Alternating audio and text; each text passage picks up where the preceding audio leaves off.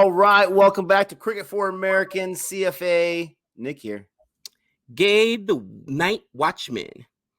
And we are going to bring to you today, because the match is over, our 3 wickets for Pakistan versus England. Now, I have a prediction for our 3 wickets. I feel like I'm going to be doing a whole lot of this, and you're going to be doing a whole lot of the opposite because, there's just so much to say on your end. There's not a whole lot to say besides, awesome stats and whatnot on my end. But let's go ahead and waste no time in this match. First of all, it ended a day early. It's the first time we ever saw that, I believe. People in the chat room are saying it happens a little more frequently than usual. I'm not sure if that was a little bit of trolling or real stuff. Gabe, I'm going to let you start us off, my friend. My gosh, our 3 wickets. I might as well start with where everybody checks in for.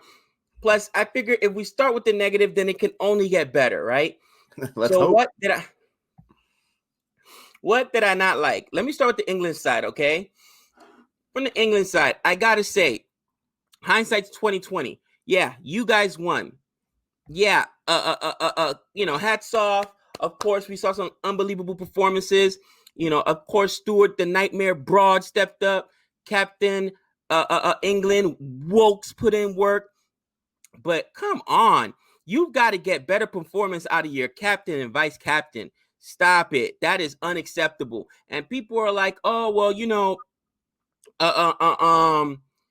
the captain doesn't have to be the best player on the team. You're right. He doesn't. But he should do better than his tail enders. Let's be real. He's got to do better than his tail enders. And I mean, it's one of those things where you're like, what just happened here? Those wickets fell so quickly that I was like, oh, this game is over. I mean, if you guys were watching the live stream, Nick got up at that point. He had to take a break, get some water in him, get some hydration, because my man's head was about to explode. It was ugly, okay? And then the decisions. I get it. It's not only I'm losing it. It's not only the captain's job, it's the selection committee. I was gonna say the managers, but they don't have managers. It's the selection committee job along with Joe Root to decide who's gonna play, who's gonna be dropped and stuff. But why did you come in with short a batsman, okay, and make that tail end so short? The first game you scored 219. Here you were lucky to win. It took a Herculean effort, but from I'm not even gonna say a bowler, an all-rounder, Captain England, to strap up his shield and say, I could do this all day. Okay? If not, England, you lose at home. So I know everybody's celebrating, but there needs to be having some internal conversations on Joe Root and the selection committee's decisions, because from leaving off Stuart Broad in that very first test match against my West Indies. Yes, West Indies, we still won on English soil. You know what I'm saying? Hold that, cousin. To now this decision where you made your own tail end so short, you got to start questioning some of these decisions. That's what you got to dislike from the England side, okay? You also have to dislike the performance defensively of Butler. Holy cow. This guy has Crisco on his hands, bro. Butterfingers. His name is Butler. Nah, it's Butter. We're going to call him Butterfingers because my man can't hold on to a ball. Catch it.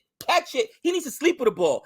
If I was the coach, I would super glue a ball to his hand the entire time when he's not playing. You with your wife? Oh, hey, honey. No, I can't stroke your head with this hand because I got a ball glued there. He don't know how to catch. Hold on to the ball, Butler. I'll talk positively about him later.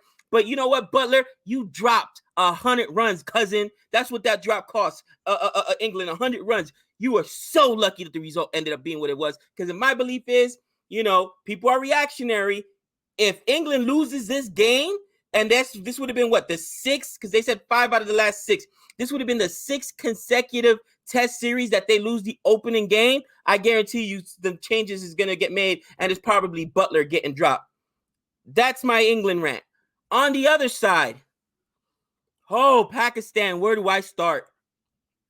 You wasted a Masoudian effort, okay? I mean, I don't understand.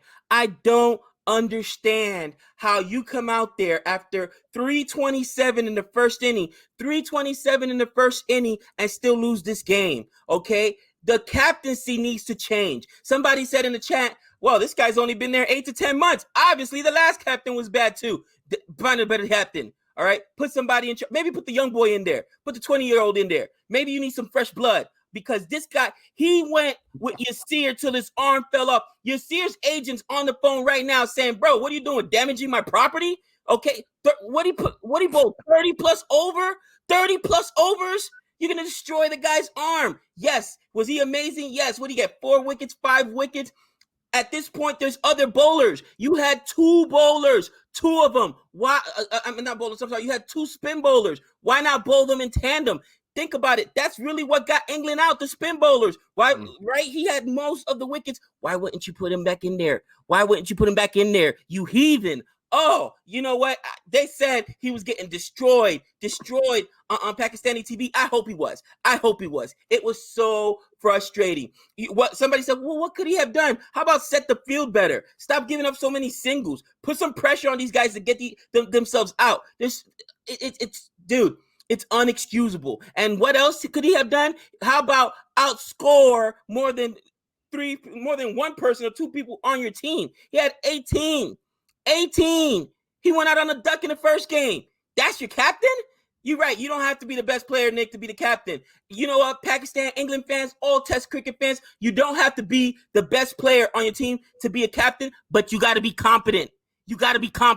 All right? Competent is not letting a guy go out there and throw 30 overs when you got another spin bowler you probably should have been using in tandem with him. I'm sorry. England fans are going to crush me. England did not win this game. Pakistan lost it. Oh, my gosh. Oh, you shut your mouth. Oh, my gosh. This guy, he has already gone on. What did I say? I mean, I'm sitting here doing this. I knew that was going to happen. It's going to be more of the same as we go on. All right, my friend. All right. So many things I want to say. Where do I begin? All right. I got your point about, the opening batsman for England. I got your point about this or that. But my man, Joe Root, he's been the captain for 3 Test matches, and he's 3-0. He's 3-0. He wasn't there when they lost that first one against your boys, the West Indies. So, I mean, you can't argue with the product on the field. He got a Jackie Robinson today. That's right. I said a Jackie Robinson. He got 42 today. So this guy, he is the only bright spot right now in the first 4 batsmen in both innings. He's outscored the other opening batsman both times. So Joe Root, my man, the guy I never doubted, he is doing all right. Not to mention he is leading his squad. If you have more bowlers like he's had in this one, then you have more of a chance to get Pakistan out in that second inning for 160 something. At one point, it was 137 for 8. Their hearts were already broken. That's what you got to do. You got to mix it up. You're going to suffer with Bess and with Archer on the batting side, but that's a risk you got to take. Now, I will say, my 3 wickets, what did I dislike? I will say the thing I disliked was you should have never been in the situation you were in the first place with this match. Not taking anything away from Pakistan, not to take one thing away from Pakistan, but you had to have a historic number 10 of all time chase, a historic chase to be able to win this match. 277 in the second. That was at Trafford, but 10 all time in England's Test history. Think about that. 10 right. All time. You had to have the historic chase to be able to stand a chance here. Those drops, they definitely killed. Because you give a Masood a 152. What did he get in the second inning? That's right. He got nothing. Not to say he's not good, not to say he's not talented, but our bowlers are way too good. So we put ourselves in a horrible position. But this is the thing. And I'm going to get to this. I'm going to save that for later. But you shouldn't have been in this situation in the first place. That's what I disliked about the England side is we were in a huge hole right off the bat, and we could do nothing against Yasir. Yeah, he was in there for 1 million overs, and he got 4 wickets in the second inning. I get that. So that means 22 of them, he did not get any wickets. He wasn't able to get everyone, but he was able to get a Sibley, and he was able to get a Stokes in that second inning because he could not be stopped. His balls were so crisp, and they had a Herculean effort just to survive the other balls he was bowling. I don't know if he bowled a bad ball the entire time in that second inning. He was on point. He was unbelievable. So that's what I disliked about England. You should not have been in that huge of a hole to begin with. You had to climb out historically just to survive. What did I dislike on the Pakistan side? They have so much talented bowlers. They obviously have talented batsmen where they're able to get 326 in that first inning. They were not sure what to do after that. They were not sure, in my opinion, at least. They ran into an England squad who was, I said it so many times in the live stream, I'm going to say it again in case anyone missed it. They were 326 up, and then in the first inning for England, 60 for 4, and they took out some of the 4 best hitters on the England side. All you have left is the other 7 batters, where a lot of them are either all-rounders or they're just straight-up bowlers. 60 for 4, and you allow England to get to 219 in that inning. 219. That was huge for England. That is one of the 2 things that helped England squeak by in this match. One of the 3 things, excuse me. That was one. The second was Pakistan's second inning where they went down. They could even get 200. And then the third thing, obviously, is the historic chase in the second inning for England batsmen. Pakistan, they had all the cards. They had all the odds. It was probably like 97% chance they were going to win, and they allowed it to slip through their fingers. And mistake after mistake after mistake. You got in the first inning, you got Root, you got Burns, you got Sibley, you got Stoke out for 26. They only scored 26 runs. It wasn't 26 and 4 because we know how partnerships work, but they only gave you 26 runs in that first inning. And they were still able to get 219. Unbelievable, amazing effort. That's what I dislike about the Pakistan side. I will say I understand that cricket, we've talked about before, it's a roller coaster. It goes back and forth. Pakistan can go out and probably win by 100 or 200 of the next match. We don't know. But with this match, they let it slip through their fingers. And thank goodness, with Joe Root as the captain, they were able to avoid that first match loss. They were able to get off that schneid. And now they're in the driver's seat where all they got to do is either 2 draws or 1 more win in the next 2 matches. And they got this series. We're going to go for the sweep, obviously, but they put themselves in a wonderful position. All right, Gabe, what did you like? All right, what did I like? Let's start with Pakistan since I crushed them the most. What did I like? I like that fact that they have talent. I got to say, they've got a 17, 18-year-old on the team. I mean, this kid is amazing, Naseem. Okay, their bowling attack is absolutely fierce. Again, they were misused today. They were mishandled by the captaincy. That's not their fault, okay? You had another spinner who I don't even think he got 10 overs. I'm not sure what happened there. Maybe he forgot he was on the team. I don't know. Deer in the headlights. I really don't know. Everybody kept laughing when I said, oh, the kid, Abbas. Abbas is a boss, okay? I'm going to call him Abbas the boss. I love this guy's bowling attack, okay? And I love his story. Again, this guy was working like in a leather factory or something like that and got discovered, playing off of a local team. So big up to him. They have talent, you know what I'm saying? They have so much talent on this team. Their bowling attack is amazing. Even their batsmen, yes. Masood went out on a duck in the first second inning, but let's not forget what Masood did in the first inning. He had a Herculean effort, okay? A Masoudian effort. That effort made your boy Sibley jealous. Like, oh man, I would like to do that. What was it? 311, 312 balls, 162 runs? Oh, daddy, that's ugly. I mean, they've got talent. No one can tell me. England can't tell me. You were watching this. You thought it was over. You can't tell me you didn't think it was over. It's the management of that talent. That's why coaching matters. That's why captaincy matters, because players are in the moment. They can only do what they're told. You have to put players in a position to succeed, and they simply weren't. But if you're gonna tell me that, England outmatched or has that much more talent than Pakistan, I'm gonna disagree with you. I saw the difference when we were doing ODI between England and Ireland. Oh my gosh, it was night and day. It was like, varsity playing JV. You know what I mean? It was that ugly. But between Pakistan and England, not so, cousin. Not so. They have a lot of talent. I would say England has a better batting attack. obviously, but as far as their bowling attack, both bowling attacks are on par. So I love the bowling attack. And now somebody kept saying to me, Gabe, you got to understand, for test cricketers, you got to be able to bowl. If you're a bowler, you got to bowl 30 overs. And I'm thinking to myself, what are they talking about? Nobody bowls 30 overs. I've not seen one guy bowl 30 overs. I just saw it. Okay?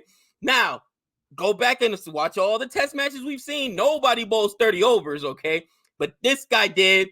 Hats off, Yasir. Oh, man, Yasir's a boss, man. Yasir, hats off to you. Trust me, this loss was not on your shoulders, cousin. You did your job. Not only did you get 4 wickets, he almost had a 5-fer today. Not only did he have 4 wickets, but the guy had the second lowest run rate when his arm probably feels like jello. He can't even feel it. He's home right now, icing it down, putting on some bombs, something. Are you kidding me? And it was like, wow, what an effort. What an effort. On the England side, what did I like? And it's going to come out, Carlos, as a drive-by. It kind of is, okay? I liked that your boy Butler did not do what Campbell did. Butler had all the right in the world, and most people would have folded this way, just as Campbell, to say, oh my gosh, I had such a horrible defensive inning. It's over. I'm probably going to be dropped. So the we're coming in. He could have folded. Honestly, there had to be conversations saying, man, he's been bad. The last 2 test series, he's been bad.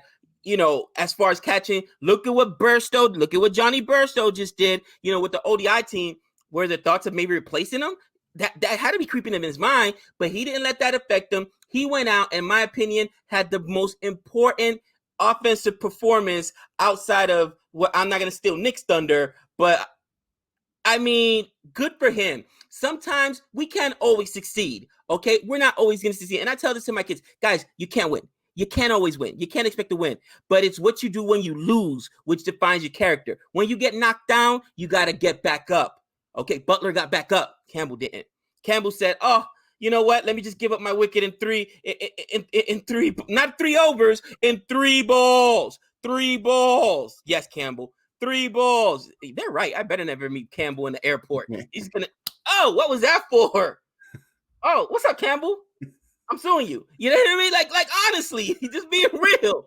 But I love that. That is a good kind of performance. If anybody who has a kid who's a cricketer, just tape this inning, show your kid these 2 innings, this test match, and say, focus on Butler. Fast forward everything, just focus on Butler. How the commentators were dogging him, how poorly he was playing, how many runs he gave up, the drop that basically hit England 100 runs. And you could say, now watch how you get up. This is what true character is. This is what a true athlete is. And he showed that, man. Hats off to Butler. I abused you. I'm willing to eat some crow on that. And you know what? I was wrong. You know what? You don't deserve to be dropped. You deserve to be taught and tutored. He can hit. England, he can hit.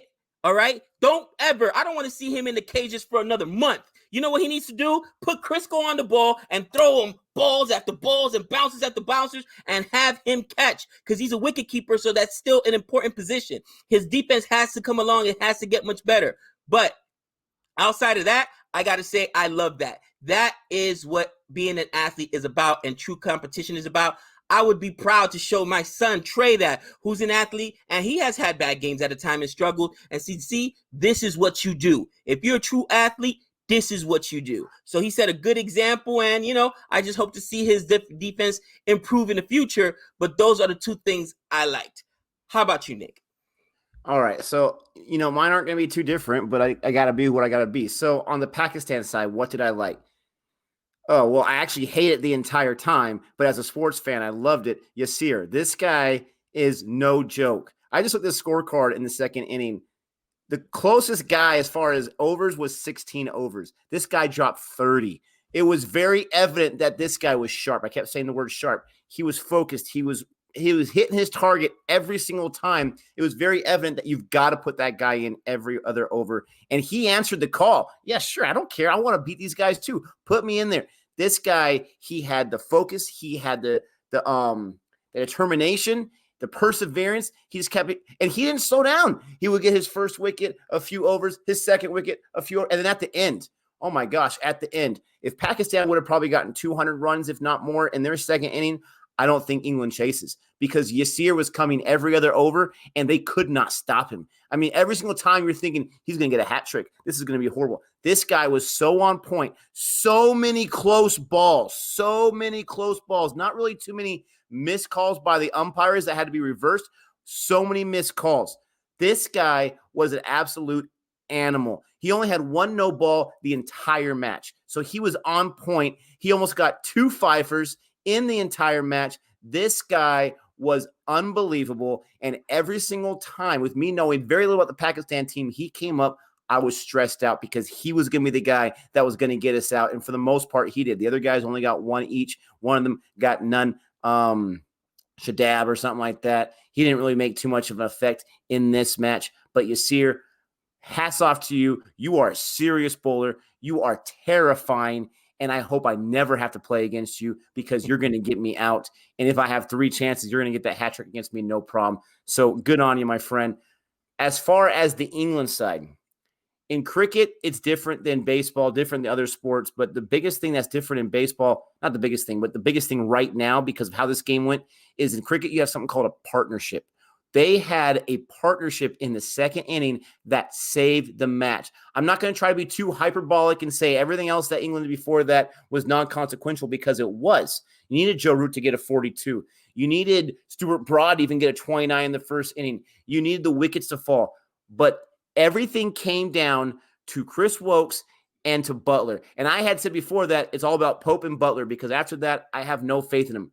Chris Wokes and Butler, they came together and they put together, and this is from Joe Root's mouth, a brilliant partnership. They had a plan where we're going to be aggressive at first because that new ball's coming in a few overs, and we've got to get as many runs as we can because if we wait for that new ball and we wait for this guy Yasir who's not slowing down, they may take us out before we chase. So we just got to go for it. And at one point, both their strike rates were above 100, which was unbelievable.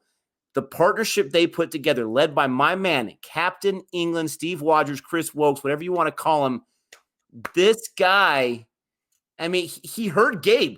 Somehow, I'm not sure how, they had CFA in the locker room. They heard Gabe said, oh, he's a bowler. He's not an all-rounder. He's a bowler. And he's like, really? I mean, that was the wake-up that he needed. Yes. I mean, he's like, okay, we need an order of crow for Las Vegas, Nevada, please, pretty soon. This guy, he went out there, he put the entire team on his shoulder, and Butler was like, hey, I want some too. I want to put the team on my shoulder. Okay, let's do this. These two guys came in here, and they saved the match. 112 for 5. They were able to save it. They almost finished the whole match on their own. Wokes was able to last the entire time, but it was almost those two guys. I kept saying, let them both get to 40, and I'll feel good. Let them both get to 50, and I'll feel good. And at that point, it was just being greedy. Give me as much as you can. These guys saved this match. You don't always want to rely on this historic, amazing effort by two guys near the tail end of your batting order, but this is what it took today because Pakistan, they are no joke. They are a serious squad, but they fell apart. They really did. These two guys, that's what I loved about England. And you know I love Chris Wokes, and it's more than just the look-alike with Chris Evans. This guy's a serious gamer. This guy looks like someone like my Tony Gwynn, where he's probably looking at the tape. He's trying to get better every single time. He believes in himself, and he says, you know what? All I got to do, it just takes one time. Like you said, tighten up that shield. It just takes one time. I love that. You know, I want to go ahead and piggyback on something you said, right, about Wokes. There cannot be one, and I don't blame you when you said, oh, it's got to be Butler and Pope. If not, this partnership, if this doesn't do it, it's done. Everybody says, oh, he's an all-rounder. I didn't hear from any England fan he's an all-rounder until he started putting up runs, first and foremost. Second of all, they even said in his last 5 matches, he has averaged 5 runs. I repeat, his last 5 matches, he has averaged 5 runs. So I didn't expect that performance. Nick didn't expect that performance. And let's be honest, if you're being candid, England fans, you didn't expect that performance. That's what we're saying. It took a historic effort. That's what makes it historic. Not just because you had him go off for 82. Somebody's like, oh, he's gone off for 100 or whatever. How long ago was that? You know what I mean? When's the last time he did that? Exactly. That's not what we've seen lately from Wokes. And you're chasing, that's the second highest chase ever at Old Trafford right? 10th in England history. It was an historic performance. I agree with Nick. I didn't want to steal his thunder because he's been touting Wokes. Go back to the very first West Indies and England. I love this guy. His approach, he doesn't get a lot of love. Broad gets all the attention, and Stokes gets all the attention. But this guy's an integral part of the team. He's a cog, and he's right. He's a big integral cog of this team. And man, he does something positive every single game to help the team win. You can't say that about a lot of players on that team. I think Stokes is hurt, by the way. They probably should have left Stokes out. But Stokes does not look like himself, all right? At first, I was like, man, he went out on a duck. I was celebrating it. But even the way he was dismissed today, even when he was bowling and got himself a couple of wickets, he's hurt. Nick, that abdominal injury, what's one of the worst things you want to hear when you're with a baseball player? Right. Oh, he's got a core injury. He's got an abdominal injury. It wasn't indigestion, people. He's hiding it like a lot of athletes do because they know this is an abbreviated season. But England fans, trust me, he's hurt because he does not look like Ben Stokes. And he was gimpy in that first test series during the last match of the test series with the West Indies, right? And I believe he's still hobbled now. England may want to rest him. We were debating who should England sit, for the next one, and we'll talk about that at the end. But maybe win the lose the battle to win the war. Okay, maybe you sit down Stokes, but it doesn't cost them the rest of the season because those strains can turn into tears. It's not a tear because there's no way he could play through a tear unless he's, a massive glutton for punishment. Because every single time he would swing, he'd feel that pain. But I'm telling you right now, I've seen those kind of core injuries put baseball players. They do it all the time when they swing the bats too hard, put them out for a month or two. That's exactly the injury he has. With that being said, man, I just wanted to piggyback on your Wokes and say this guy was amazing. His performance, every single test match, I think we got to see something performance. Every single match we've seen, even an ODI, and we've been lucky. The cricket gods have blessed us, But 82 runs, plus his wickets. This performance is probably one of the best I've seen. We got to see Masood with his Masoudian effort, 162 runs off of 312 balls. I mean, anybody that tells me test is boring, I don't know what you're watching. It's long, yes, but boring? No. Go back in our stream. I'm up, Nick's bummed. Nick's up, I'm bummed. This thing is a roller coaster ride of emotions. Oh my gosh. I'm telling you, I love it, Nick. Go ahead and I'll let you close this off. You start off first. What did you learn? Oh man, what did I learn? I haven't even thought about this one yet. What did I learn? So I learned that our audience is pretty sharp. They really are. They had mentioned early on, don't get too excited about Pakistan because, they traditionally have fielding woes or they traditionally fall apart. I didn't see too many fielding woes, especially in that second inning for England. But, I don't want to harp on them because I know we have a lot of Pakistan fans, and I have no hate for Pakistan and their cricket team.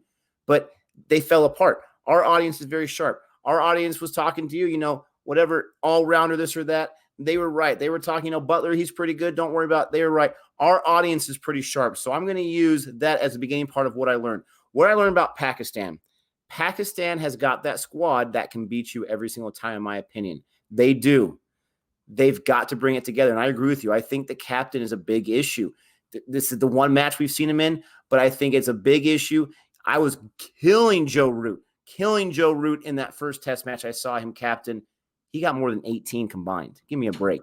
This guy, he was not able to figure out his bowling rotation. I'm talking about the captain for Pakistan. He was not able to lead the bat. I'm not exactly sure what he did. So I learned that Pakistan is a very dangerous squad. Pakistan, in my opinion, I wouldn't be surprised if they win the next two test matches. I really don't, even under their current captain, because I think they're that talented. But I learned that they have got to shore up things. In sports, it's not always about performance. A lot of it's up here. A lot of it is your game plan. A lot of it is your preparation.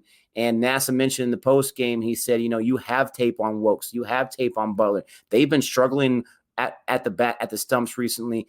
Use that tape to your advantage. And they weren't able to do that.